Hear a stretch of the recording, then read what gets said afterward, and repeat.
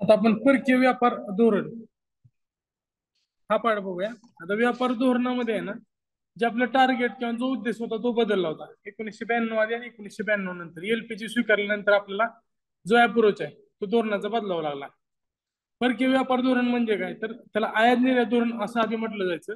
आता त्याला परकीय व्यापार धोरण असं म्हटलं जातं. म्हणजे आयात निर्याती संदर्भात जे टेरिफचे पर्सेंटेज आहेत किंवा जे आयात निर्यातीमधले जी सगळी प्रोसिजर आहे गव्हर्नमेंटची त्याच्या नियंत्रित करणार किंवा त्याला मार्गदर्शन करणारी मार्गदर्शक तत्व आणि सूचनाचा दस्तावेज असणारं धोरण म्हणजेच परकीय व्यापार धोरण. त्याच्यामध्ये आयात निर्यात दोन्ही गोष्टी येतात.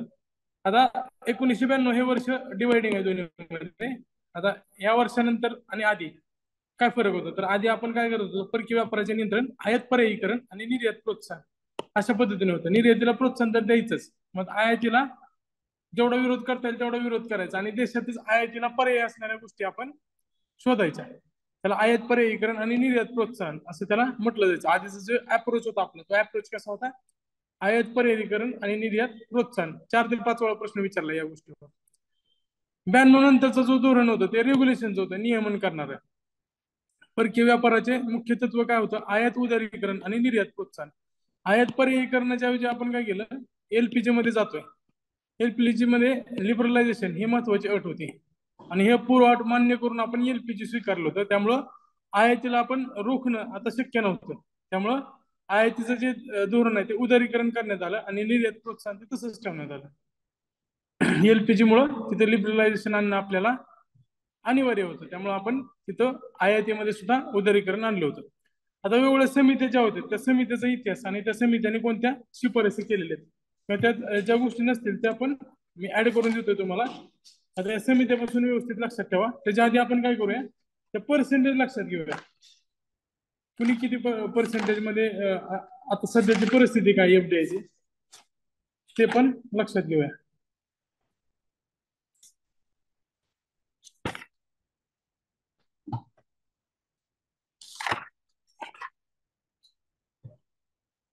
जिथं रिकामी जागा आहे वरच्या साईडला तिथं लिहून घ्या तुम्ही. मी जसं सांगतोय त्या पद्धतीने करा. आता आपल्याला 100% लक्षात ठेवायची गरज नाही. फक्त 74% कशात आहे, 49 कशात आहे, 51 कशात आहे, 26 कशात आहे, 20 कशात आहे, 0% कशात आहे ते लक्षात ठेवायचं.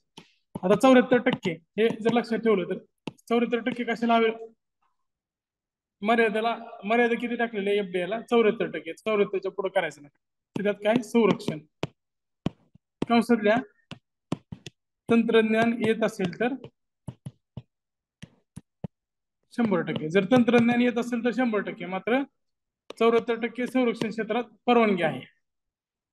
त्यानंतर 74% मध्ये अजून दुसरं काय, तर प्रायव्हेट सेक्टर मधल्या विमा आणि बँका. प्रायव्हेट सेक्टर बँका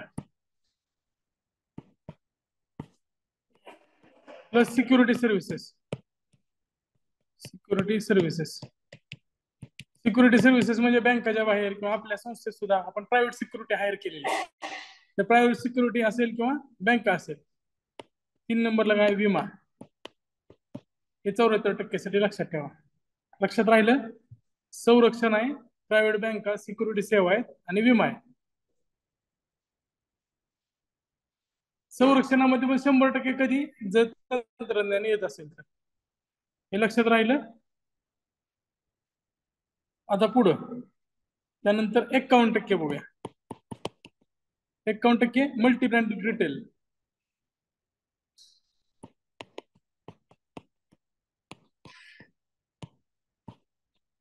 मल्टी ब्रँड रिटेल म्हणजे काय बघा, तुम्ही ब्रँड फॅक्टरी बघताय. आता फॅशन फॅक्टरी नाव झालंय किंवा सेंट्रल मॉल आहे. त्यामध्ये काय, आतमध्ये गेल्यानंतर तुम्हाला वेगवेगळ्या कंपनीचे वेगवेगळ्या ब्रँडच्या गोष्टी भेटतील. तर ती मल्टी ब्रँड रिटेल आहे. बरोबर आहे का. ई कॉमर्स वेगळं, फ्लिपकार्ट, अमेझॉन ई कॉमर्स आहे. सेंट्रल मॉल असेल, फॅशन फॅक्टरी असेल, हे सगळे काय मल्टी ब्रँड रिटेल आहेत. 51% मल्टी ब्रँड रिटेल. त्याला विरोध केला होता ममता बॅनर्जी पार्टीने. किराणा दुकानदार धोके देतील. आता हे जे वॉलमार्ट सारख्या कंपन्या आपल्या भारतातल्या वैद्य तर डी मार्ट सारख्या मल्टी ब्रँड रिटेल आहेत. आता तर 49% ची लिस्ट मोठी आहे. 49% त्याच्यामध्ये पहिलं काय, तर गव्हर्नमेंट रिफायनरी. गव्हर्नमेंटच्या रिफायनरीज. नंतर FM न्यूज, इथे खालील अपलिंकिंग. अपलिंकिंग म्हणजे काय, तर ते टेक्निकल ज्या गोष्टी आहेत, FM मध्ये टेक्निकल ज्या बाबी आहेत किंवा न्यूज मध्ये ज्या टेक्निकल बाबी आहेत, अपलिंकिंग, हे 49% मध्ये येतील. आणि तिसरं काय, तर शेअर मार्केट, पेन्शन आणि power exchange. Share, pension, power exchange हे 49% मध्ये येते.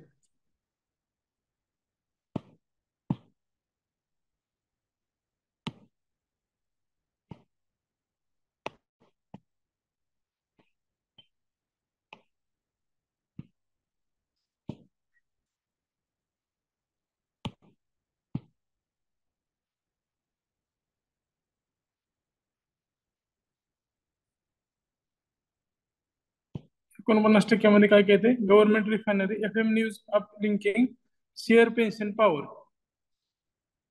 शेअर मार्केट, पेन्शन सेवा आणि पॉवर.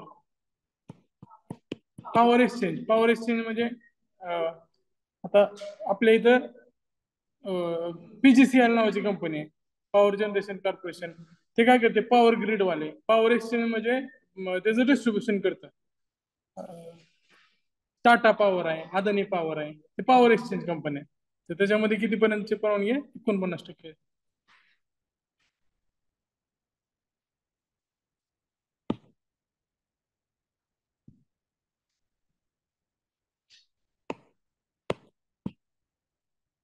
आपण पुढे जाऊया. 26% लिहून घ्या. 26% कशा प्रश्न ह्याच्या बाहेर जाणार नाही. जर तुम्ही 74, 49, 51, 26 आणि 0 लक्षात, 20 आणि 0 हे लक्षात ठेवलं तर सगळं झालं. तर 26% मध्ये काय, तर न्यूजचं काय काय होतं, एक तर लाईव्ह असेल तर स्ट्रीम होतं, म्हणजे त्याला काय म्हणतो आपण, इलेक्ट्रॉनिक मीडिया. तर त्यामध्ये असं लिहू शकतो तुम्ही,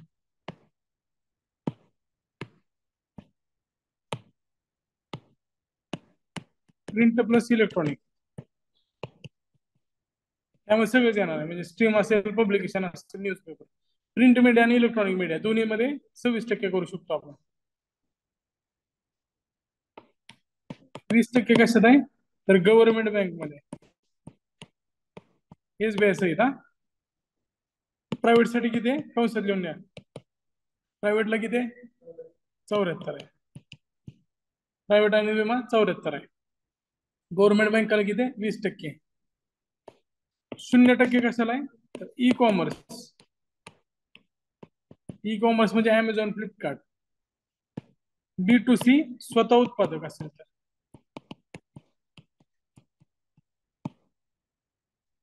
स्वतः उत्पादक नसेल तर मग 100% आहे. अमेझॉन 100%.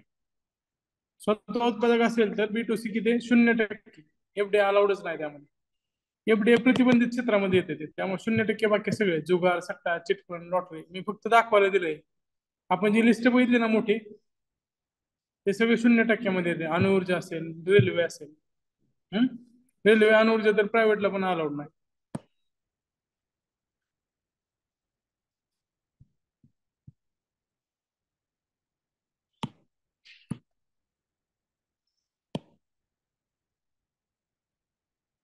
आता काही समिती, आणि मी तुम्हाला मागाशी सांगितलं की पार्टिसिपेटरी नोट्स म्हणजे आता सध्या गारची एवढी गरज का राहील नाही, तर गारचं जिथं आहे ना पान, त्याच्यावर लिहून घ्या तुम्ही एक वाक्य. त्याच्यावर पण येऊ शकतो कदाचित प्रश्न. पी नोट्स गुंतवणूक, जिथं गार लिहिलं ना त्याच्यावर लिहून घ्या, पी नोट्स तिथं गुंतवणूक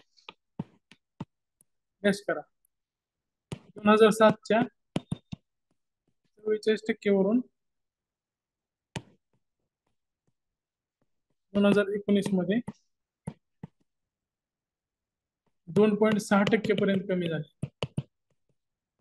तुम्हाला कळतं का त्याची इंटेन्सिटी आधी पी नोट्स 44% असायचे, आता पार्टिसिपेटरी नोट्सचं प्रमाण किती झालंय, फक्त 2.6 पर्यंत आलं. आता अजून कमी झाला असेल 2023 पर्यंत. ते आढावा घेतल्यानंतर एका रिपोर्ट मध्ये आलं होतं, ते गव्हर्नमेंटच्या रिपोर्ट मध्ये होतं, वेबसाईटवर पण दिलेलं गार संबंधात.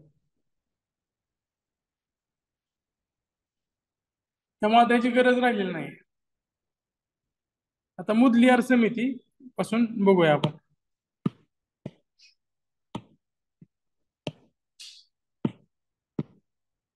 आता समितीमध्ये आहे ना, त्याचं वैशिष्ट्य काय तेवढंच बघायचं, बाकी जास्त काय लक्षात ठेवायची गरज नाही.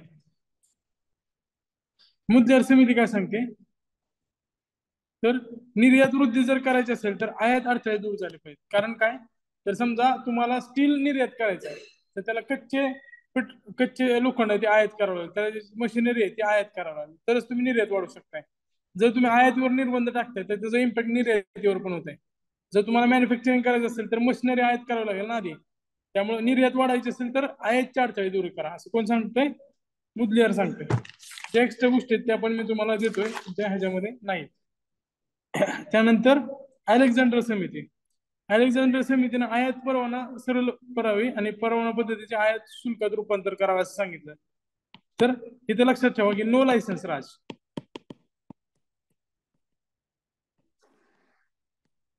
इंदिरा गांधीच्या नंतर म्हणजे लायसन्स राजला विरोध करण्यात आला होता.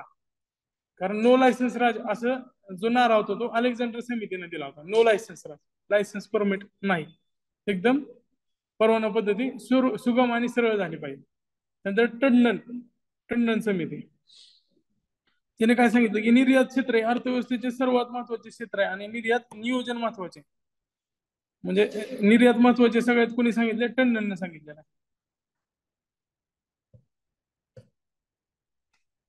अलेक्झांडर आणि टंडन एक्झिम बँकेची स्थापना, बरोबर आहे का. अलेक्झांडर आणि टंडन ते दोघे एकत्रित नाहीत. अलेक्झांडर 77चे आणि टंडन 80चे. या दोन्हीने सांगितलं होतं की निर्यात, अलेक्झांडर म्हणलेला लायसन्स राज संपवा आणि टंडन म्हणला होता की निर्यात महत्वाचं क्षेत्र आहे, निर्यातीला प्रोत्साहन द्या. या दोन्हीच्या शिफारसीचा विचार करून परत एक्झिम बँक 1982 ला स्थापन झाली होती. त्यानंतर आबिद हुसेन समिती 1984 ची, आर्थिक वाढ आधारित निर्यात असावी, दीर्घावधी व्यापार धोरण जाहीर करावे असं त्यांनी सांगितलं, ते 5 वर्षाचे वगैरे असावे, तर पासबुक योजना सुरू करावी. त्यामुळे पासबुक आणि दीर्घावधी व्यापार हे दोन आबिद हुसेनचे वैशिष्ट्य आहेत 1984चं. नंतर रंगराजन समिती, रंगराजांना काय सांगितलं की चालू खात्यावरील बंधने शिथिल करण्यात यावी.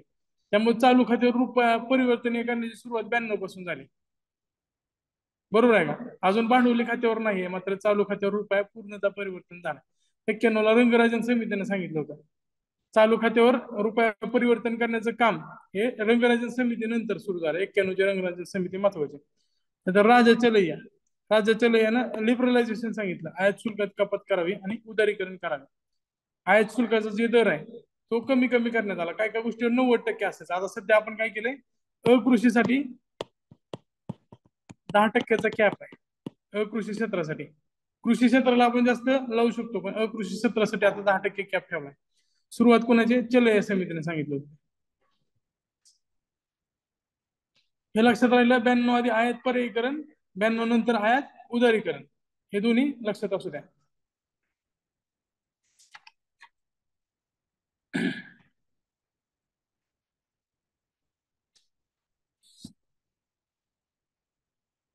त्यानंतर आता जे पंचवार्षिक योजना आहेत ते तुमच्या पुस्तकात दिलेले आहेत, त्यामध्ये फक्त लक्ष द्या.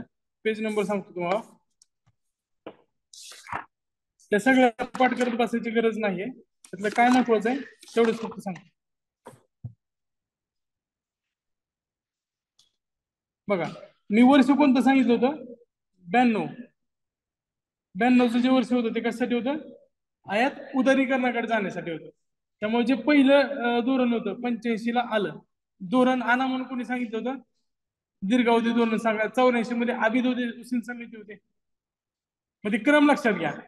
सुरुवातीला आपण 60-61 पासून ज्या समित्या बघितलेल्या आहेत त्यामध्ये जी टंडन समिती होती त्यांनी काय सांगितलं होतं, निर्यात शुल्क, निर्यात क्षेत्र महत्वाचं आहे, त्याला प्रोत्साहन दिलं पाहिजे. नंतर आबिद हुसेन समिती आली. आबिद हुसेन समितीने सांगितलं काय, दीर्घावधी धोरणं तयार करा, धोरणानुसार पुढे जा. मग या समितीचा विचार करून 85 मध्ये पहिलं त्रैवार्षिक धोरण आणलं.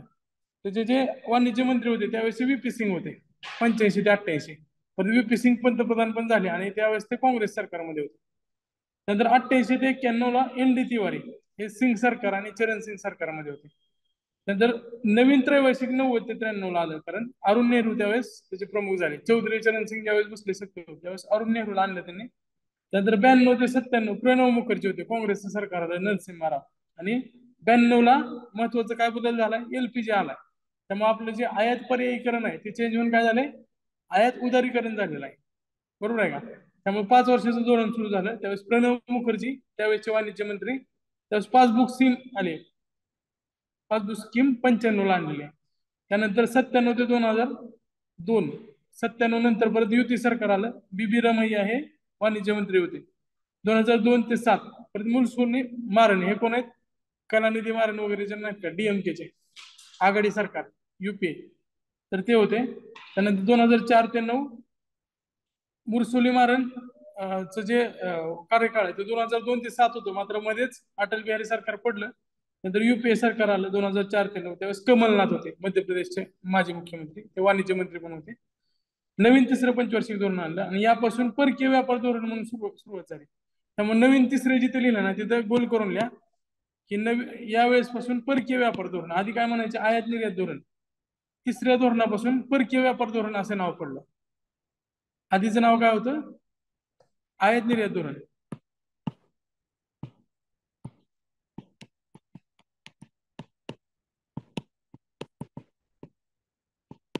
पासून परकीय व्यापार धोरण. त्यावेळेस कोण होते, कमलनाथ वाणिज्य मंत्री होते. परकीय व्यापार धोरण. परत 9 ते 14 आनंद शर्मा होते शेवटचा युपीए 2 ला. आणि त्यानंतर पाचव्या पंचवार्षिक योजनेमध्ये म्हणजे पाचव्या पंचवार्षिक धोरण जे होतं 15 ते 20, त्यावेळेस निर्मला सीतारामन होते.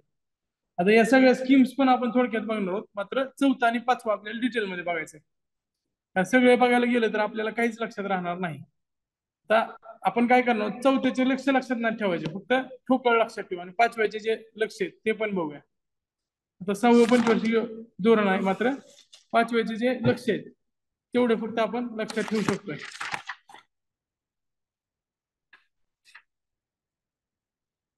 त्यावेळेस कोण होते, आनंद शर्मा काँग्रेसच्या काळात. नंतर निर्मला सीतारामन नंतर. आता मागच्या 5 वर्षासाठी पहिल्या 2 वर्षात 200 अब्ज वार्षिक लक्ष ठेवण्यात आलं आणि 15% निर्यात वृद्धी. जागतिक व्यापारात भारताचा हिस्सा दुप्पट करणं असं ठरवण्यात आलं होतं. ह्याच्यावर प्रश्न विचारलेला. चौथ्या धोरणात जागतिक व्यापारात भारताचा हिस्सा दुप्पट करणं असं ठरवलं होतं. 2014 पर्यंत वस्तू आणि सेवांची निर्यात दुप्पट करणं, म्हणजे दोन्ही दुप्पट करायचं होतं. निर्यातीत होणारी घसरण थांबवायची होती. आता यामध्ये फोकस मार्केट स्कीम आणण्यात आली होती. त्यामध्ये नवीन 26 बाजारपेठांचा समावेश करण्यात आला. फोकस मार्केट म्हणजे काय, तर मार्केट ओळखायचं. जसं अमेरिका सॉफ्टवेअर इंडस्ट्रीसाठी आपलं मार्केट आहे, युएई मध्ये गेलं तर ते दागिने वगैरे घेतात, त्यासाठी ते आपलं मार्केट आहे. तर फोकस मार्केट त्याच गोष्टीचा तिथं वापर करायचा. एक्सपोर्ट प्रमोशन कॅपिटल गुड्स अंतर्गत अभियांत्रिकी वस्तू आणि इलेक्ट्रिक वस्तू त्यासोबतच जे इतर महत्वाचे वस्तू, आता अभियांत्रिकी वस्तू असतील किंवा इलेक्ट्रिक वस्तू असतील, याच्यासाठी काय आपल्याला मशिनरी आयात करावं लागतील. तर ईपीसीजी नुसार काय, एक्सपोर्ट प्रमोशन कॅपिटल गुड्स मध्ये जे कॅपिटल गुड्स आहेत त्याच्यासाठी सवलत दिली जाईल. रसायन तयार करण्यासाठी कच्चं रसायन लागेल, बरोबर आहे का. अभियांत्रिकी वस्तू तयार करण्यासाठी मेटल्स लागतील वेगवेगळे कच्चे, काय तर कॅपिटल गुड्स लागतील. त्याच्यावर आयात शून्य असेल तर त्याला भांडवली वस्तूवर आयात शुल्क शून्य केले, ईपीसीजी योजना आहे. नंतर इन्क्रिमेंटल एक्सपोर्ट इन्सेंटिव्ह स्कीम. आता इन्क्रिमेंटल म्हणजे काय, तर वाढीव. मागच्या वर्षापेक्षा जास्त निर्यात झालाय 2% पतशुल्क सवलत.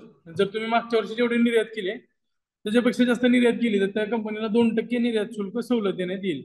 सेजसाठी न्यूनतम कमी करण्याचे, म्हणजे सेजसाठी तर निर्यात जो शुल्क आहे ते कमीच करायचं, 0% पर्यंत आणायचं. आता जी सेजचं जे मर्यादा होती ती 1000 वरून 500 हेक्टरवर आणली होती. मल्टी ब्रँडसाठी 500 आणि सिंगल ब्रँडसाठी 100, सॉरी 50. सिंगल ब्रँडसाठी 50, मल्टी ब्रँड सीज असेल तर 500 आणि सिंगल ब्रँड असेल तर 50 हेक्टर एवढी मर्यादा कमी करण्यात आली होती. आणि जर आयटी असेल तर 10 हेक्टरच आहे फक्त. नंतर जयपूर, श्रीनगर, अनंतनाग यासारख्या हस्तकला बाबतीत म्हणजे टाउन ऑफ एक्सपोर्ट एक्सलन्सचा दर्जा दिलेला. आपण ते लिस्ट बघतोय, टाउन ऑफ एक्सपोर्ट एक्सलन्स मध्ये आहे ना, ती लिस्ट तेवढी बघून घ्यायची. त्याच्यामध्ये महाराष्ट्रातले कोणते तेवढं बघू. महाराष्ट्रातलं कुठल्या यामध्ये भिवंडी कापडासाठी, त्याच्यावर प्रश्न विचारला जाऊ शकतो. त्यानंतर एकदा वाचून घ्या परत. होजिरीसाठी कोणतं आहे, लोकरी वस्तूसाठी कोणतं आहे, तर एकदा सहज वाचून घ्या. जोड्या लावायला विचारलं जाऊ शकते ते. बाकी अजून जास्त काय त्यामध्ये नाहीये. जोड्या लावायला विचारलं जाऊ शकते. मग आपण काय करू शकतो, होजीरीसाठी एका साईडला काढू शकतो, काचेच्या वस्तूसाठी एका साईडला काढू शकतो, लोकरी एका साईडला काढू शकतो, चामडी वस्तू एका साईडला काढू शकतो. मग ते मार्केट आपल्याला लक्षात राहील. आग्रा वगैरे चामड्यासाठी फेमस आहे, बरोबर आहे का? तर किंवा पानिपत असेल, लुधियाना असेल, तिथलं लोकर फेमस आहे, तर ते बाजूला काढू शकतो आपण. त्यानंतर कोविड 2021 पर्यंत हे जे धोरण आहे ह्याला 1 वर्षाची वाढ देण्यात आली होती. मेक इन इंडिया या धोरणाअंतर्गत रोजगार निर्मिती आणि व्हॅल्यू ऍडिशन, मूल्यवर्धनाचं उद्दिष्ट त्यामध्ये ठेवलं होतं. वस्तू आणि सेवांच्या निर्मितीस चालना देणे, त्यासोबतच व्यावसायिकतेत सरळ आणणं, म्हणजे इज ऑफ डुईंग बिझनेस हे त्याचं वैशिष्ट्य होतं. या धोरणात परकीय व्यापार धोरणाचे निवेदन सांगितलं होतं. त्यामध्ये काय सांगितलं होतं की 2020 पर्यंत जागतिक निर्यातीत भारताचा वाटा 3.5% करायचा. किती टक्के करायचं हे लक्षात ठेवा, इम्पॉर्टंट आहे, याच्यावर प्रश्न येऊ शकतो. मागे जसं 2000 म्हणजे 10 ते 15च्या धोरणावर प्रश्न, 9 ते 14च्या धोरणावर प्रश्न विचारलाय, तसंच हा 15 ते 20च्या धोरणावर सुद्धा प्रश्न विचारला जाऊ शकतो. 3.5% पर्यंत आपल्याला काय करायचं होतं, निर्यातीमध्ये वाटा वाढवायचा होता. पूर्वीच्या योजनेचे एकत्रीकरण करून 2 योजना सुरू करण्यात आल्या. म्हणजे एक असेल गुडसाठी आणि दुसरं असेल सर्व्हिससाठी. MEIS म्हणजे merchandise export from India scheme हे वस्तूंसाठी होती, आणि सर्व फ्रॉम इंडिया याचं रूपांतर service export from India scheme. सर्व्हिसेससाठी एक अपेक्स अम्ब्रेला स्कीम आणि वस्तूंसाठी एक अपेक्स अम्ब्रेला स्कीम. MEIS आणि ACIS या दोन्ही योजना सेज लागू करण्याचे ठरवले. यांना पण सेज लागू होईल. आता आपल्याला परत काय करायचंय, सेज EPZ ह्याच्याविषयी थोडक्यात एकत्रित करून माहिती घ्यायची आणि ते लिहून घ्यायचंय. म्हणजे सेज वर प्रश्न आला, EPZ वर प्रश्न आला, तर मग ते एका सिंगल तुमच्या स्नॅपशॉट मध्ये लक्षात राहायला पाहिजे.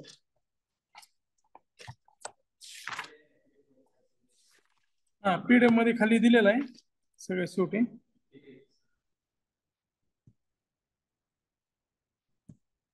मग इथंच लिहून देतो मी अजून जर काय असेल. आता बघा, व्यापार प्रोत्साहनासाठी निर्यात बंधू योजना होती, 13 ऑक्टोबर 2011 आली होती. आता यासाठी निर्यात बंधू म्हणजे काय, तर निर्यात करणारे व्यावसायिक तयार करायचे आणि निर्यातक्षम व्यवसाय उभे करू शकणारे जे व्यावसायिक असतील त्यांना प्रोत्साहन द्यायचं. निर्यात बंधू 2011चे. EPCची योजना आताच बघितलं आपण. एक्सपोर्ट, हा इथं जरा चुकलंय spelling, export promotion capital goods 1990 मध्ये आणली होती. उत्तम प्रतीच्या वस्तू आणि सेवा तयार व्हावे आणि निर्यात वाढावे यासाठी जे कॅपिटल गुड्स आहेत त्याच्या आयातीवर सवलत देण्यात आली होती. नंतर ड्युटी एंटाइटलमेंट पासबुक स्कीम, ह्याच्यामध्ये 1995 ला जी पासबुक योजना सुरू केली होती त्यात सुधारणा केली होती, आणि त्याच्यामध्ये निर्यात मूल्याच्या टक्केवारीनुसार जितकी रक्कम होईल तेवढं प्रमाणपत्र दिले जाईल. आणि त्या कुपनचा वापर कधी करायचा आहे, तर आयात केलेलं जे आयात शुल्क आहे ते भरण्यासाठी या कुपनचा वापर करण्यात येईल. म्हणजे निर्यातीमध्ये जर समजा तुम्हाला 10 रुपये शुल्क असेल, आयातीसाठी जर 50 रुपये शुल्क असेल, तर निर्यातीचं जे 10 रुपये शुल्क भरलंय त्याचं सर्टिफिकेट मिळणार, आणि आयातीसाठी पुढे जे 50 रुपये राहणार आहेत ते मायनस करण्यात येईल, ते क्रेडिट मिळायचं. आता व्यापारी क्षेत्रामध्ये EPZ आहे. EPZ 1965 ला सुरुवात झालेली आहे. पहिला EPZ कोणता आहे, तर कांडला आहे. निर्यात वृद्धीसाठी मुक्त व्यापाराचं वातावरण निर्माण करणे, सेजच्या आधीचा टप्पा आहे. EPZ export processing zone. त्याच्यानंतर नोएडा आणि चेन्नई. मुंबईमध्ये दोन दोन नंबरचा कुठला आहे, सांताक्रूज आहे, बरोबर आहे का? EPZ 2 नंबरचा सांताक्रूज आहे ना, एकदा चेक करा.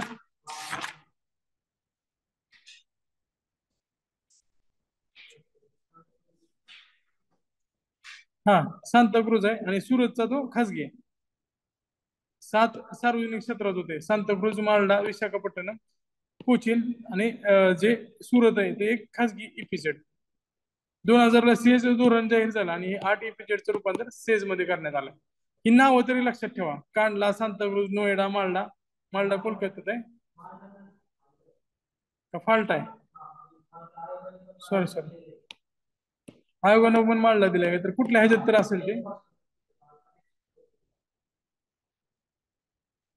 सरांनी तर फाल्टा दिलाय असेल, आजूबाजूला काहीतरी नाव असेल, कारण मालडा आणि फाल्टा दोन्ही पण कोलकात्यालाच आहे.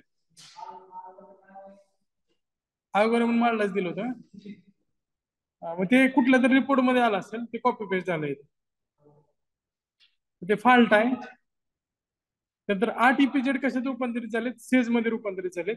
आता सेज महत्वाचं काय, तर चीनच्या धर्तीवर आपण सेज सुरू केले, कारण चीन जरी पॉलिटिकली कम्युनिस्ट असला तरी तो इकॉनॉमिकली पूर्णतः भांडवलशाही आहे.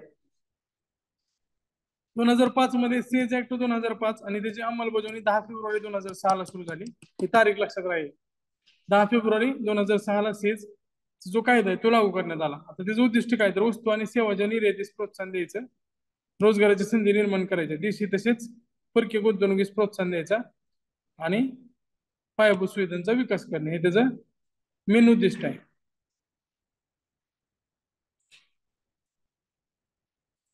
ईओयू आहे. ईओयू एक बाजूला लिहून घ्या, एक्सपोर्ट ओरिएंटेड युनिट. हे पण सुरू करण्यात आले होते. आता क्रम कसा आहे बघा.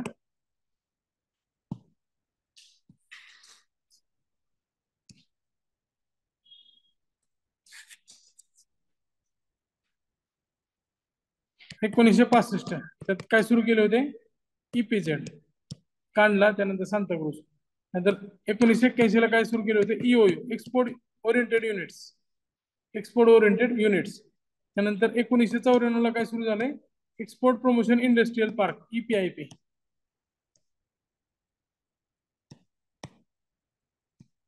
एक्सपोर्ट प्रमोशन इंडस्ट्रियल पार्क 94 ला. 2000 ला काय सुरू करण्यात आलं होतं, सेज. आणि 2001 ला एज. आता सेज कायदा जो आहे तो कायदा कधीचा आहे, 2005 चा. आणि लागू कधी करण्यात आलाय, 10 फेब्रुवारी 2006 ला त्याचे रूल लागू करण्यात आले. त्यामुळे 10 फेब्रुवारी 2006 ला लागू झाला. पण सेज कधीचा आहे, 2000 चा आहे. हे पण लक्षात असू द्या.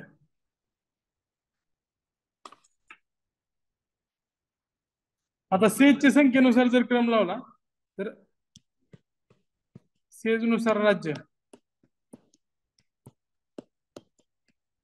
तर पहिला क्रमांक तामिळनाडूचा आहे, दुसरा क्रमांक कर्नाटकचा आहे आणि तिसरा क्रमांक महाराष्ट्राचा.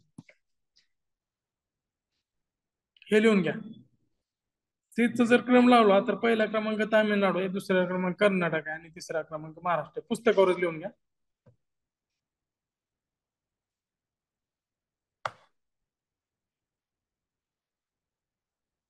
आता महाराष्ट्रात जर विचार केला तर तुम्हाला काय वाटेल, कोणत्या विभागात जास्त असतील? आपल्या आर्थिक पाहणीमध्ये पण दिलेला आहे. सेज सगळ्यात जास्त कुठं असतील, पुणे विभागात असतील का कोकण मध्ये असतील? म्हणजे कन्फ्युजन आपलं दोन्हीत होऊ शकते, पुणे किंवा कोकण. तर एक नंबरला आहे ना, महाराष्ट्रात जर विचार केला तर एक नंबरला पुणे विभाग आहे, 2 नंबरला काय, कोकण विभाग आहे. आता पुढचं जर अवघड आहे, नागपूर असेल का मराठवाडा असेल? तर 3 नंबरला औरंगाबाद म्हणजे संभाजीनगर विभाग आहे. कारण त्यांनी बरेच तिथं सीज नंतर डेव्हलप झाले, एमआयडीसी, सिडको, हुडको.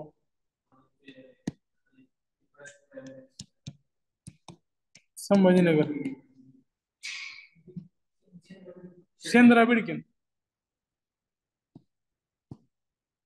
4 नंबरला मग परत नागपूर विभाग आहे, बुटीबोरी वगैरे, अंबाझरी, बुटीबोरी. आणि 5 नंबरला मग परत नाशिक आहे. नाशिक विभाग सगळ्यात खाली स्टेज मध्ये. हा क्रम विचारला जाऊ शकतो, कोणत्या विभागात जास्त सीज आहेत. जर आकडे लिहायचे असतील तर पुणे विभागात 15 सीज आहेत त्यावेळेस, ज्यावेळेस रिपोर्ट आला त्यामुळे त्या आकड्यात जाऊ नका तुम्ही. कोकण विभागात 9 आहेत, संभाजीनगर विभागात 3 आहेत, नागपूर विभागात 2 आहेत, नाशिक मध्ये 1 आहे. सीज अंतर्गत कोणती क्षेत्र येतात तर EPZ, export processing zone, free trade zone. त्यामध्ये औद्योगिक वसाहती असतील, शहरी उपक्रम क्षेत्र असतील, व्यापारी पार्क असतील, मुक्त क्षेत्र असतील, मुक्त बंदर असतील. आता औपचारिक मान्यता मिळालेले सेज तेलंगणा, तामिळ. आता हे काय आकडे लक्षात ठेवायची गरज नाही, कारण हे आकडे त्या त्या वर्षाचे. 2020-21 आकडेवारी असतील तर ह्यात 1-2 आकडे न बदल होऊ शकते, कारण काय पाईपलाईन मध्ये असतील, काय अचानक मंजुरी मिळालेली असतील, त्यामुळे हे आकडे बदल होऊ शकतात.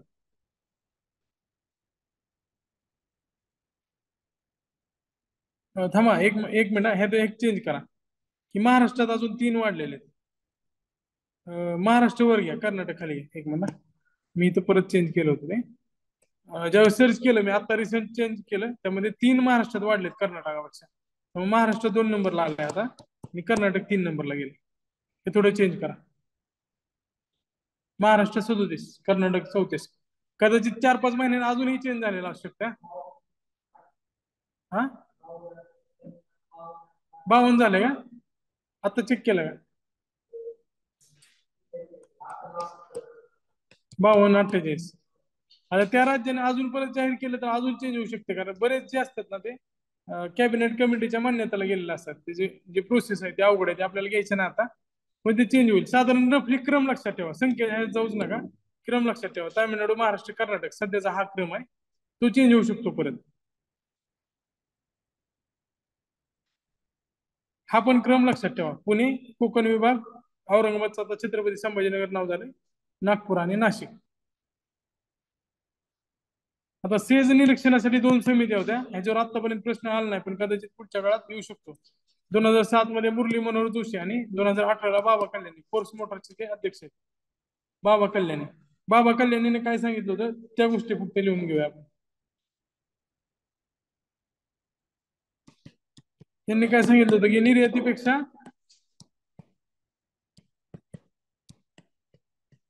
उत्पादन लक्ष ठेवा. त्यानंतर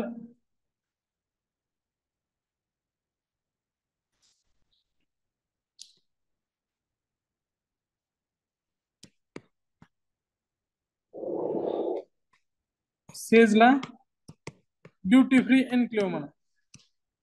ड्युटी फ्री एन्क्लेव्ह,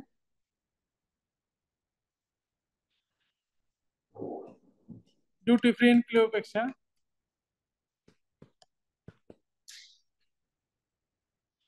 3 म्हणजेच काय, इकॉनॉमिक एम्प्लॉयमेंट इकॉनॉमिक एन्क्लेव्ह असं म्हणलं पाहिजे.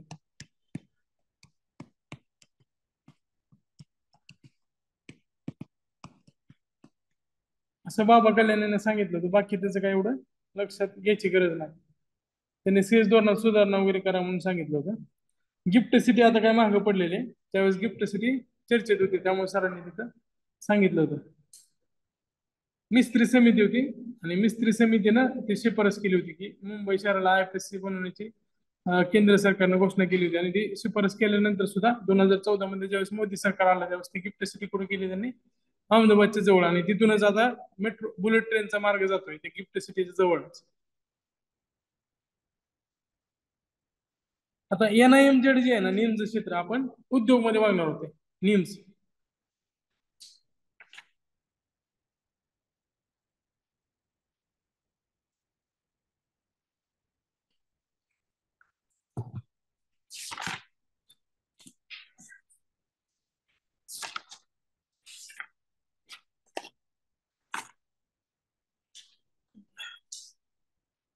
आता ऍपेडा काय तर agriculture produce export development agency 1986 ला स्थापन झाले.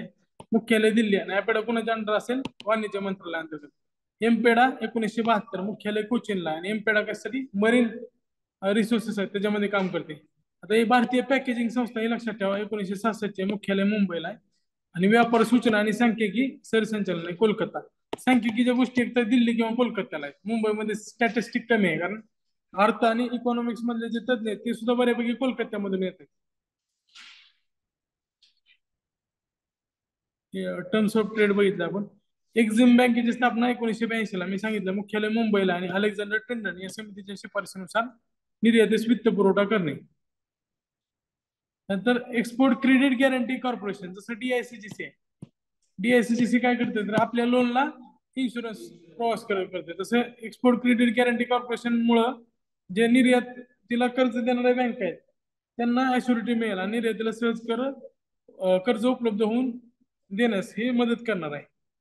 त्यामध्ये बघा, निर्यात वस्तूंना विमा संरक्षण देण्यासाठी 1964 ला ECGC मध्ये त्याचं रूपांतर करण्यात आलं होतं. Export credit guarantee corporation. आधीचं काय होतं? एक्सपोर्ट रिस्क इन्शुरन्स कॉर्पोरेशन होतं. त्याचं रूपांतर export credit guarantee corporation. Risk हा शब्द थोडा निगेटिव्ह असल्यामुळं तो शब्द फक्त काढला. ECGC असं त्याचं नाव करण्यात आलं. सुरुवातीचं नाव काय होतं ह्याच्यावर पण प्रश्न येऊ शकते. एक्सपोर्ट रिस्क इन्शुरन्स कॉर्पोरेशनचे रूपांतर एक्सपोर्ट क्रेडिट गॅरंटी कॉर्पोरेशन असं करण्यात आलं होतं. निर्यातदारांना वस्तू आणि सेवांच्या निर्यातीस प्रोत्साहन देणे, बँक आणि आर्थिक संस्थांना निर्यातीची हमी देणे.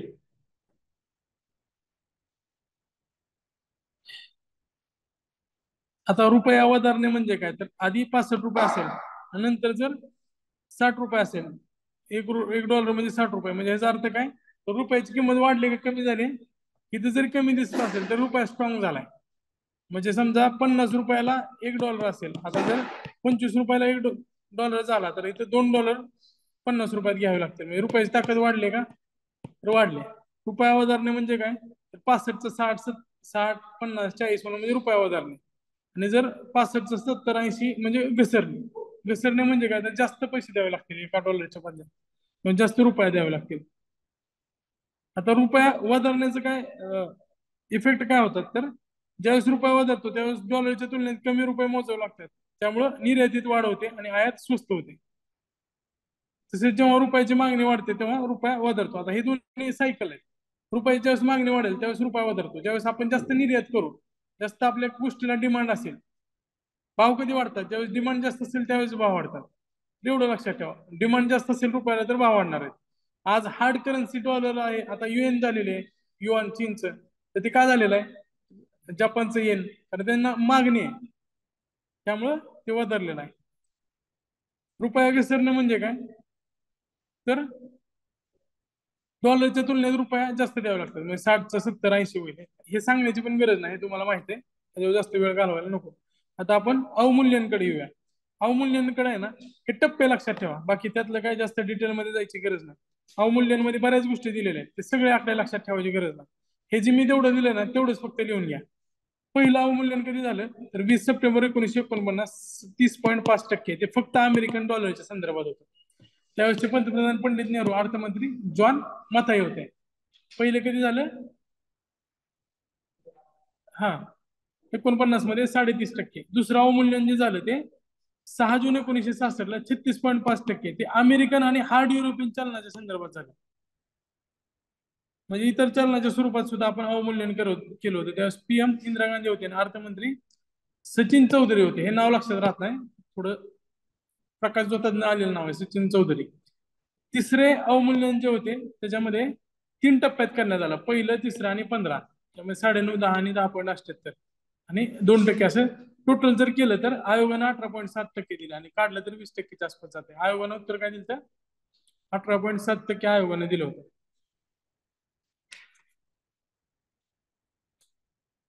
डॉलर, पाऊंड, मार्क, येन, फ्रँक अशा बऱ्याच चलनासोबत ते करण्यात आलं होतं. त्यावेळेस नरसिंहराव हे पंतप्रधान होते, अर्थमंत्री मनमोहन सिंग होते आणि व्यंकटरमण हे आरबीआयचे गव्हर्नर होते. डिमॉनिटायझेशन आणि अवमूल्यन ह्याच्यामध्ये फरक आहे.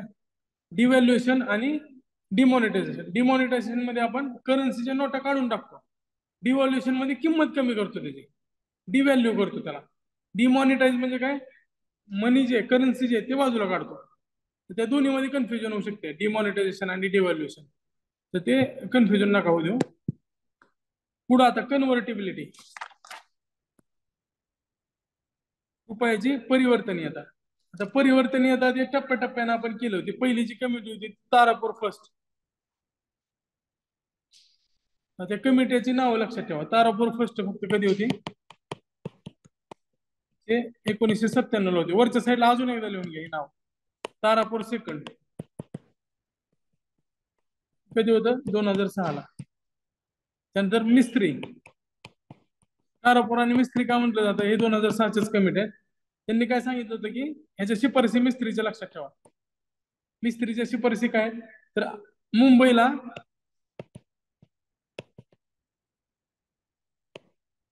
जागतिक आर्थिक केंद्र बनवावे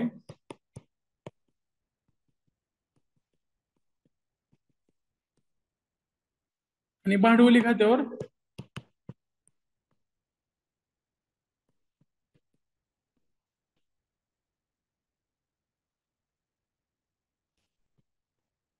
2000 पर्यंत रुपया परिवर्तनीय करावा, पण अजूनपर्यंत झालेला नाही. तारापूर, तारापूर सेकंड आणि मिस्त्री जागतिक आर्थिक केंद्र बनवा म्हणून सांगितलं होतं. मग ते गिफ्ट सिटी गुजरातमध्ये झाली. त्यांनी काय सांगितलं होतं की भांडवली खात्यावर रुपया 2000 पर्यंत परिवर्तनीय करा. 2000 पर्यंत त्यांनी वेळ दिला होता, 2000 पर्यंत. पहिली 97ची, दुसरी 2006ची, हे लक्षात असू दे. मात्र त्यांनी अटी सांगितल्या होत्या. त्या अटी फक्त वाचून घ्या पुस्तकात. परिवर्तनीय करण्याआधी कुठल्या अटी पाहिजेत? तर राजकोषीय तूट 3.5च्या आत, चलनवाढीचा दर 3 ते 5 आणि एनपीएचं प्रमाण 5% आत असलं पाहिजे. सीआरआर 3% आत केला पाहिजे तरच हे करा. त्याचे निगेटिव्ह इम्पॅक्ट इकॉनॉमीवर होऊ शकतात. त्यामुळे अजूनपर्यंत हे परिवर्तन हे करण्यात आलेलं नाहीये. आता सध्याची कंडिशन काय सरांनी पण दिलंय, आपण पण घेऊया.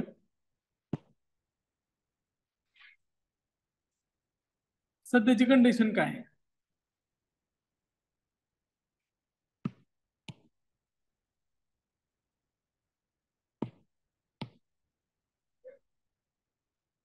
तर 1991च्या आधी उदारीकरणाआधी रुपयाचा विनिमय दर ठरण्याचा अधिकार आरबीआयला होता. त्याच्यानंतर आता आपण चालू खात्यावर काय केलं, 1 मार्च 1992 ला चालू खात्यावर रुपया दुहेरी विनिमय दराने परिवर्तन करण्यात आला. त्यातला 60% बाजार आणि 40% शासकीय दराने. जे कन्व्हर्जन आहे ते कशा रेटने करायचंय, तर 60% बाजार आणि 40% शासकीय दराने करायचंय. 93-94 मध्ये चालू खात्याच्या फक्त दृश्य खात्यावर म्हणजे व्यापार खात्यावर रुपया पूर्ण परिवर्तन करण्यात आला. म्हणजे 92 ला काय झालं, दुहेरी दर 60% बाजार 40% शासकीय, बरोबर आहे का? 1993 ला काय केलं, दृश्यवर पूर्ण परिवर्तन आहे.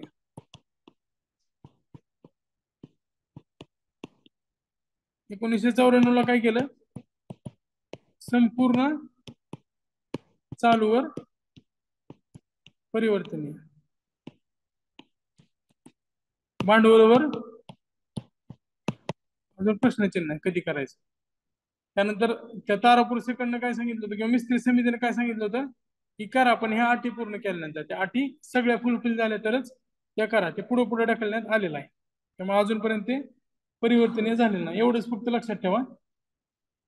तर फेरा आणि फेमा, फेरा आणि फेमा मध्ये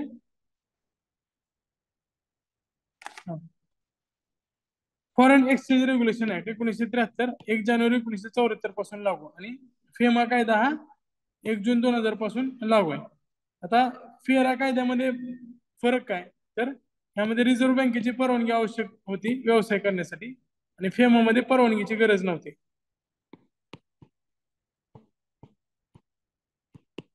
परवानगी गरज नाही. आता याच्यामध्ये फौजदारी गुन्हा टाकला जायचा, याच्यामध्ये दिवाणी गुन्हा होता, फक्त दंड होता, अटक केली जायची फेमामध्ये फेरामध्ये. त्यामुळे फेमा हा थोडा सौम्य आणला होता. जे तारखा लक्षात ठेवा, 1 जानेवारी 1974 ला फेरा लागू झालाय आणि 99चा फेमा हा 2000 मध्ये लागू झालेला. आता दोन कायदे जे महत्वाचे आहेत, जे ईडी कडनं लावले जातात. ईडी ची स्थापना लक्षात ठेवा, ईडी जास्त चर्चेत आहे. ईडी ची स्थापना 1956 आहे आणि ईडी दोन कोणत्या कायद्यावर काम करते, तर एक पीएमएलए कायदा, prevention of money laundering act 2002 चा आहे आणि दुसरा कोणता आहे, हा फेमा कायदा. फेमा कायदा 99 चा आहे, 2000 ला तो लागू करण्यात आला होता फेमा. त्यानंतर अजून एक कन्सेप्ट आहे नीर आणि रीर.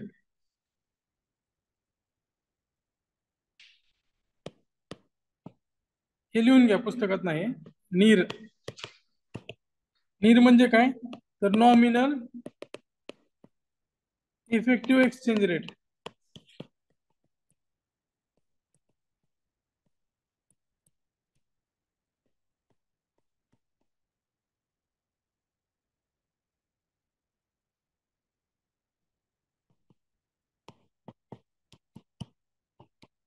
भारताचा व्यापार अधिक असणाऱ्या 36 देशांच्या चलनाशी तुलना करून काढतात.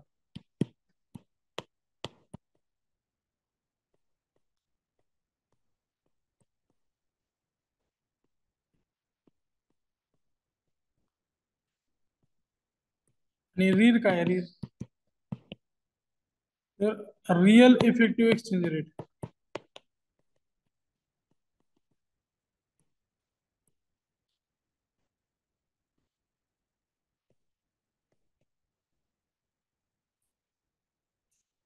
तर रीर कसा असेल, तर चलनवाढीशी तुलना करून काढतात.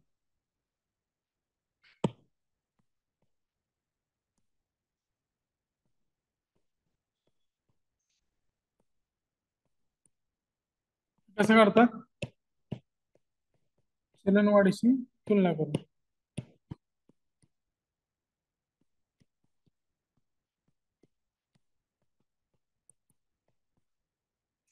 लक्षात ठेवा.